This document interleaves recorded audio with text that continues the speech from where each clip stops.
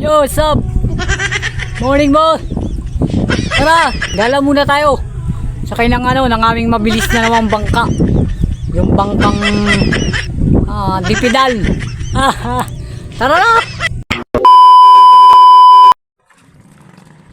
What's up guys? Isang magandang araw muli sa inyo at sa amin. Ngayong araw nga pala ay maghanap kami ng pangulam para mamayang tanghali. Magpa nga pala kami ng sapang bayan. Pagkagising mo sa umaga'y maririnig. Binilisan ko ng sagwan dahil nga low tide ngayon, malakas ang agos pababa at medyo maalon. Napakasarap talagang sumakay ng bangka, lalo na't ang pupuntahan mo ay may magagandang tanawin at huni ng mga ibon. Tumabi nga pala muna kami dito sa bakawanan at pagatpatan. Dahil nga mababaw ang tubig, kita ko na rin ang mga daloro. Dahil nga may nakasalubong kami naglalambat, binilira na rin namin ang kanyang huli. Yapag mahilit pala. Oo, yapag mahilit talaga. Ano?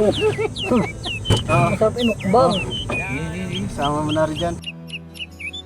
Wow, ang lalaki ng isda. Sinuwerte pa nga kasi buy one take one. O diba? Mamamasyal ka lang at magbabangka.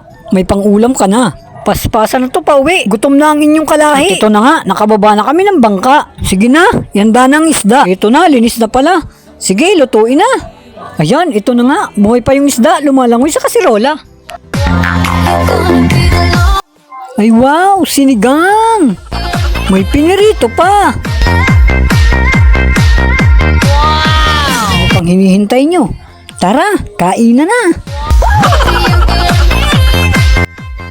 O teka lang, hindi pa tapos. Shoutout nga pala kay Pinsan Mary Jane Labrador at saka Tor Libantino na ikakasal bukas. Halos mga pinsan ko ikakasal na bukas. Ako kaya, kailan ko matatagpuan yung aking tadhana? Sana matagpuan ko na siya kahit anod sa baha. O kaya, dahil Pasko na, iparcel nyo kaya.